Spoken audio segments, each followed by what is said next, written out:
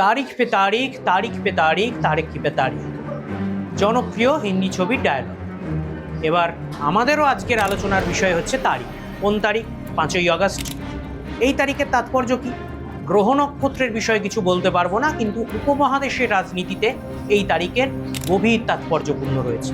উপমহাদেশের রাজনীতিতে এই 5ই আগস্ট তারিখে বেশ কিছু ঘটনা ঘটেছে, যেগুলো আন্তর্জাতিক হেডলাইন হয়েছে। কি ঘটেছে 5ই আগস্ট যেগুলো আন্তর্জাতিক হেডলাইন হয়েছে?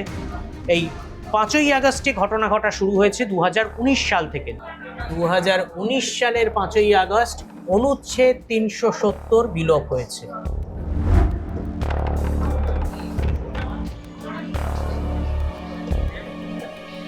অনুচ্ছেদ 370 2019 সালের 5ই আগস্ট বিলোপ হয়েছে। কাশ্মীরের যে স্পেশাল স্ট্যাটাস ছিল, অটোনমাস স্ট্যাটাস ছিল, সেটা সংসদে প্রথমে রাজ্যসভায় এবং তারপর লোকসভায় বিল পাশ করিয়ে, সংবিধান সংশোধনী বিল পাশ করিয়ে অভাবনীয় ফ্লোর ম্যানেজমেন্টের পরিচয় দিয়ে এবং আইনের সমস্ত আটঘাট ভেটে একটা অদ্ভুত বিল নিয়ে এসে কাশ্মীরের রাজনৈতিক চরিত্র বদল করে এবং অবশ্যই কাশ্মীরের ল অ্যান্ড অর্ডারকে সুরক্ষিত করে কেন্দ্রীয় স্বরাষ্ট্রমন্ত্রী অমিত শাহ এবং বিজেপি সরকার অনুচ্ছেদ 370 বিলোপ করে, যেটা সংঘের, রাষ্ট্রীয় স্বয়ংসেবক সংঘের শুরু থেকে, এবং শ্যামাপ্রসাদ মুখার্জিরও স্লোগান ছিল এক বিধান এক প্রধান এক নিশান, অর্থাৎ শুরু থেকে রাষ্ট্রীয় স্বয়ংসেবক সংঘের ভিশন ডকুমেন্টে ছিল অনুচ্ছেদ 370 আমরা সংসদে উপযুক্ত সংখ্যা পেলে বিলোপ করব, এবং অনুচ্ছেদ 370 যেটা বলা হতো কোনোদিন বিলোপ করা সম্ভবই নয়, সেটা আইনের মাধ্যমেই বিনা রক্তপাতে বিলোপ করে দিয়েছিলেন এই 2019 সালের 5ই আগস্ট অমিত শাহ। 1948 সালে রাষ্ট্রপুঞ্জে যে স্থিতাবস্থা জারি হয়েছিল, যে নিয়ন্ত্রণ রেখা টেনে দেওয়া হয়েছিল, তা ভঙ্গ করা হচ্ছে, সেই চুক্তি ভঙ্গ হচ্ছে বলে পাকিস্তানের প্রধানমন্ত্রী ইমরান খান অভিযোগ করেছিলেন। চীন অভিযোগ করেছিল যে ভারত বর্ডারিং একটা স্টেটের এভাবে চরিত্র বদল করতে পারে না, এভাবে অটোনমাস ক্ষমতা কেড়ে নিতে পারে না। এই নিয়ে অত্যন্ত প্রচুর রাজনৈতিক বিতর্ক হয়েছিল। এই অনুচ্ছেদ 370-এর বিলোপকে চ্যালেঞ্জ করে সুপ্রিম কোর্টে মামলাও হয়েছিল, কিন্তু সেই মামলাতেও শেষ পর্যন্ত অনুচ্ছেদ 370 বিলোপই স্থায়ী হয়েছিল, অর্থাৎ অনুচ্ছেদ 370 বিলোপ খারিজ করে দেয়নি সুপ্রিম কোর্ট। অনুচ্ছেদ 370 এখন ভারতের ইতিহাস হয়ে গেছে। 2019 সালের 5ই আগস্ট প্রথম এই 5ই আগস্ট তারিখটা আন্তর্জাতিক রাজনীতির হেডলাইন হয়। এরপর দেখা যায় 2020 সালের 5ই আগস্ট আবার একটা হেডলাইন এটা ক্রিয়েট করে বিজেপি সরকার। 2020 সালের 5ই আগস্ট রাম মন্দিরের ভূমি পুজো হয়। প্রধানমন্ত্রী নরেন্দ্র মোদী এই 2020 সালের 5ই আগস্ট রাম মন্দিরের ভূমি পুজো করেন। তখন দেশ জুড়ে করোনা চলছে এবং সেই পরিস্থিতিতে রাম মন্দিরের ভূমি পুজো হয়। অনেকে বলেছিলেন এটা একটা পলিটিক্যাল স্টেটমেন্ট, এই ডেটটা মানুষের মধ্যে গেঁথে দেওয়ার জন্য, যে বিজেপি সফলভাবে আরএসএস এর ভিশন ডকুমেন্ট যেটা, সেটা ফুলফিল করতে পেরেছে, অনুচ্ছেদ 370 বিলোপ করতে পেরেছে। তাই জন্য রাম মন্দিরের ভূমি পুজো, যেই রাম মন্দিরের ইস্যুটাকে 1984 সালের পর আরএসএস নিজেদের ইস্যু করে নিয়েছিল, যেটা শুরু থেকে আরএসএস এর ভিশন ডকুমেন্টে ছিল না বলেই অনেকের মত, সেই রাম মন্দিরের ভূমি পুজোটাকেও 2020 সালে বিজেপি সরকার এই 5ই আগস্ট তারিখেই ফেলে সেটাকে হেডলাইন করে। এবার 2021 এবং 2022 সালে করোনা বিশ্বকে ওলটপালট করে দেয় এবং 5ই আগস্ট তারিখটার আলাদা কোনো তাৎপর্যপূর্ণ ঘটনা ঘটেনি। কিন্তু 2023 সালে আবার 5ই আগস্ট তারিখটা বিশ্বের নজরে আসে এবং আন্তর্জাতিক হেডলাইন হয় সম্পূর্ণ অন্য একটা কারণ। 2023 সালের 5ই আগস্ট কি হয়েছিল?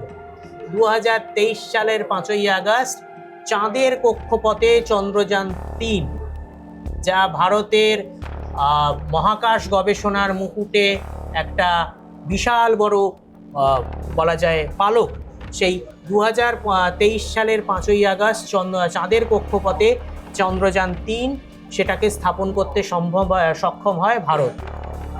এটার লাভ কি হয়েছিল আমরা জানি।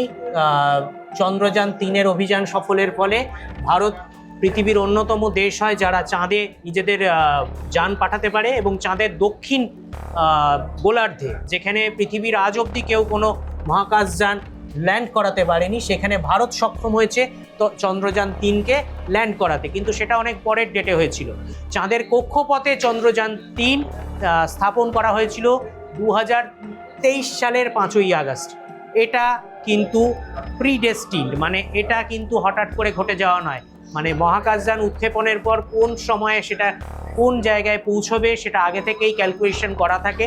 চাঁদের ল্যান্ডিংটায় দেরি হতে পারতো, ডেট আগুপিছু হতে পারতো, কিন্তু এই 2023 সালের 5ই আগস্ট চন্দ্রযান-3 যে চাঁদের কক্ষপথে স্থাপিত হবে এটা প্রিডেস্টিন ছিল। এবং অনেকেই ধারণা এই মহাকাশ গবেষণার ক্ষেত্রেও 5ই আগস্ট তারিখটাকে নিয়ে এসে বিজেপি সরকার বা ভারত সরকার একটা স্টেটমেন্ট দেয়।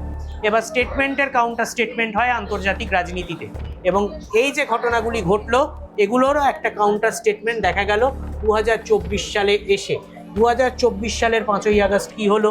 2024 সালের 5ই আগস্ট, এই সবগুলোকে আমি মুছে দিলাম। এবার 2024 সালের 5ই আগস্টটা নিয়ে আলোচনা করব।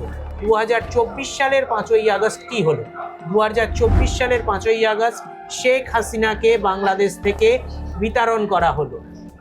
শেখ হাসিনা একটা ছাত্র শিবিরের পপুলার আপরাইজিংয়ে, একটা বৈষম্য বিরোধী আন্দোলনের কারণে এবং একটা মৌলবাদী অভ্যুত্থানের কারণে শেখ হাসিনা বাংলাদেশ ছেড়ে ভারতে চলে আসতে বাধ্য হলেন সেই 2024 সালের 5ই আগস্ট।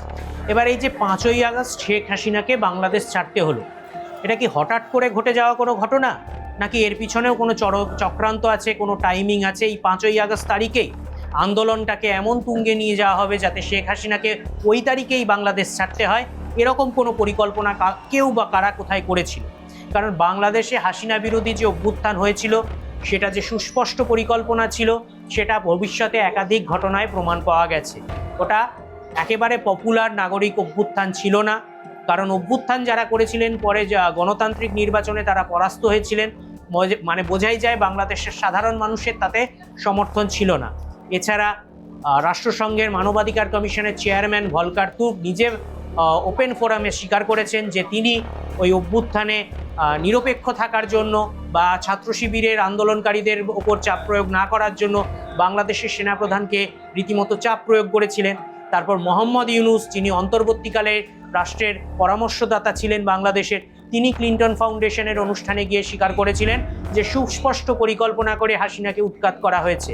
এবং যে ঘটনা দিয়ে আন্দোলনের সূত্রপাত, জেনারেলি উপমহাদেশে তার বিরুদ্ধে, অর্থাৎ জেনারেলি উপমহাদেশে কোটা সিস্টেমের জন্য আন্দোলন হয়, কোটা সিস্টেমের বিরুদ্ধে আন্দোলন হচ্ছে উপমহাদেশে, এটা দেখা যায় না। কিন্তু বাংলাদেশে আন্দোলনটা হয়েছিল বৈষম্য বিরোধী ছাত্র আন্দোলন, যে মুক্তিযোদ্ধাদের পরিবারের ছেলেমেয়েরা যে কোটার সুবিধা পেতেন, যে সংরক্ষণের সুবিধা পেতেন, তার বিরুদ্ধে একটা আগুন জ্বালিয়ে দেওয়া হয়েছিল এবং কালক্রমে তা চতুর্দিকে ছড়িয়ে পড়ে। এবং ঠিক 5ই আগস্ট শেখ হাসিনাকে বাংলাদেশ ছাড়তে হয়। এটা কি ভারতের প্রতি কোনো বার্তা? এইটা প্রশ্নটা বারবার উঠছে। তার কারণ হচ্ছে অতীতেও ভারতের পক্ষে খুব ইন্টারেস্টিং, ভারতের পক্ষে খুব গুরুত্বপূর্ণ দিনে বাংলাদেশে এমন ঘটনা ঘটে গেছে যেটা দুর্ভাগ্যজনক, এবং সেটাও ধরা হয়েছিল যে বাংলাদেশের ঘটনা ঘটিয়ে ভারতকে কেউ কোনো বড় শক্তি বার্তা দিচ্ছে। কি ঘটেছিল? আমরা 5ই আগস্ট না, আমরা 15ই আগস্ট তারিখটা নিয়ে আলোচনা করবো। এই 5-এর আগে একটা 1 বসিয়ে দিলাম। 15ই আগস্ট তারিখ। 15ই আগস্ট কি? 1947 সালের 15ই আগস্ট ভারত স্বাধীন হয়েছে।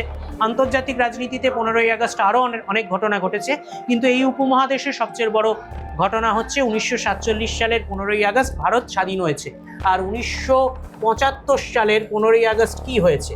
1975 সালের 15ই আগস্ট শেখ মুজিব, বাংলাদেশের তৎকালীন রাষ্ট্রপতি শেখ মুজিবুর রহমান, বা যাকে ভালোবেসে মানুষ শেখ মুজিব বা বঙ্গবন্ধু বলেন, শেখ মুজিবকে সপরিবারে হত্যা করা হয়েছে।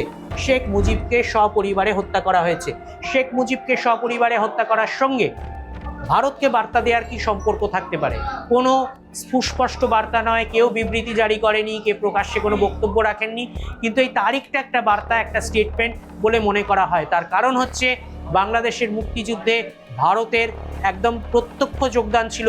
ভারত পাকিস্তানকে পরাস্ত করেছিল, এবং অনেকের ধারণা যে বাংলাদেশের এই পূর্ব পাকিস্তানের অংশে, যেটা 1971-এর আগে পূর্ব পাকিস্তান ছিল, সেখানে একটা পুতুল সরকার ব্যবস্থা বসিয়ে কোনো সাম্রাজ্যবাদী শক্তিকে বঙ্গোপসাগরের হ্রাস এবং বঙ্গোপসাগর দিয়ে যে বাণিজ্যের হ্রাস, জাহাজ চলাচলের হ্রাস নিজের হাতে নিতে চেয়েছিল, এবং সেখানে ভারত মুক্তিযুদ্ধে সাহায্য করে এবং শেখ মুজিবকে বা মুক্তিযোদ্ধাদের আওয়ামী লীগকে ক্ষমতায় এনে সেই বাংলাদেশের স্বাধীনতা ঘটিয়ে সেই পরিকল্পনা ভেস্তে দেয় এবং সেই রাগকে চেপে রাখা হয়েছিল এবং 4 বছর বাদে কিছু সেনা অফিসারকে ব্যবহার করে শেখ মুজিবকে হত্যা করে ভারতকে জবাব দেওয়া হয়েছিল। এবং তাই যদি হয়ে থাকে তাহলে এই 5ই আগস্টে শেখ হাসিনা শেখ মুজিবের সুযোগ্য কন্যা এবং ভারতের বন্ধু সেই শেখ হাসিনাকে বাংলাদেশ ছেড়ে আসতে বাধ্য করে এবং এমন একটা পরিস্থিতি সৃষ্টি করে যে ঢাকায় আন্দোলনকে যে শেখ হাসিনা থাকলে তিনি হয়তো হত্যা হয়ে যেতে পারেন, তাই জন্য শেখ হাসিনাকে বাংলাদেশ ছেড়ে আসতে বাধ্য করে সেইভাবেই কি আবার ভারতকে বার্তা দেওয়া হলো। এবং তাই যদি হয় তাহলে 5ই আগস্ট এরপর কি হতে চলেছে, 5ই আগস্ট তারিখটা ধারাবাহিকভাবে বার্তা এবং পাল্টা বার্তার দিকে চলে যাচ্ছে বলে সন্দেহ করা হচ্ছে। যদি এই ঘটনাগুলোকে যুগপৎ পরপর আমরা বসাতে পারি তাহলে আমাদের প্রশ্ন হচ্ছে এর পরের 5ই আগস্ট কি ঘটতে চলেছে এই উপমহাদেশের রাজনীতিতে, যা আন্তর্জাতিক হেডলাইন হবে।